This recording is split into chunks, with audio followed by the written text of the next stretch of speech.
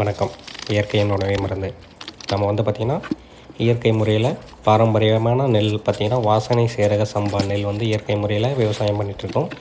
அதுக்கு இப்போது என்ன தயார் பண்ணுறோம்னா, பூச்சி விரட்டியாக பத்திலை கரைசல், பத்திலை கஷாயம் நம்ம எப்படி வேணாலும் வச்சுக்கலாம். நம்ம தயார் பண்ணுற பத்திலை என்னென்னு பார்த்துருவோம். அதாவது பார்த்திங்கன்னா நுணா இலை, மஞ்சனத்தை இலைன்னு ஒரு சிலர் சொல்லுவாங்க. அப்புறம் பார்த்திங்கன்னா ஆமணக்கு, சாதா ஆமணக்கு. அப்புறம் பார்த்திங்கன்னா காட்டு ஆமணக்கு பார்த்திங்கன்னா இலையே இது மாதிரி ரெட் கலரில் இருக்கும். உடைச்சா பால் மாதிரி வழியும், கையெல்லாம் பிசு பிசுப்பாக இருக்கும். இது காட்டு ஆமணக்கு. அப்புறம் பார்த்திங்கன்னா எருக்கு இலை. இதில் போரான் சத்து அதிகமாக இருக்குதுன்னு சொல்கிறாங்க. அதுக்காக எருக்கு இலை சேர்க்குறோம். நொச்சி இலை.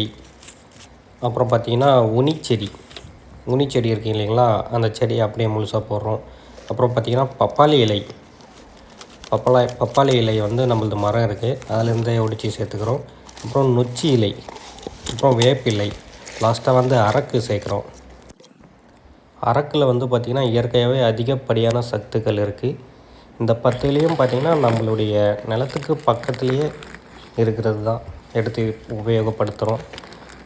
இதெல்லாம் பார்த்திங்கன்னா ஒரு 50 லிட்டர் பேரலில் எல்லாமே போட்டு தண்ணீர் ஊற்றி 7லேருந்து 10 நாள் நல்லா நொதிக்க விடணும். டெய்லியும் கலக்கிட்டே இருக்கணும். வாடை பார்த்திங்கன்னா தாங்க முடியாது, அந்தளவுக்கு ஸ்மெல் ஹெவியாக இருக்கும். கை வச்சிட்டோம்னா அந்த கை சோப் போட்டு கழுவுனா தான் அந்த கையினுடைய அந்த இலைகளுடைய நாற்றமே போகும். அந்தளவுக்கு நாற்றம் ஹெவியாக இருக்குங்க, சரியான நாற்றமாக இருக்கும்.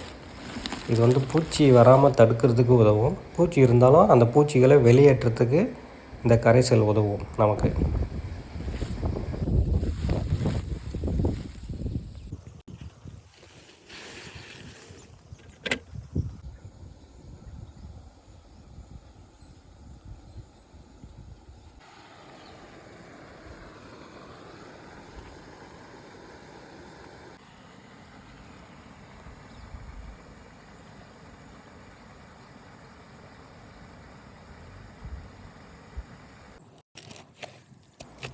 இப்போ பாருங்கள், 10 நாள் ஆகிடுச்சு. நமக்கு பத்திலை கஷாயம் ரெடி ஆகிடுச்சு, பத்திலை கரைசல். இந்த பத்திலை கரைசல் நான் என்ன பண்ணுறேன்னாக்கா, ஒரு ஸ்ப்ரே மிஷின் பார்த்திங்கன்னா 10 லிட்டர் டேங்குக்கு 3 லிட்டர் வரைக்கும் கலந்து ஆகிக்கிறேன். பூச்சியில் வராமல் பாதுகாக்கும் பயிர்களுக்கு. அதுதான்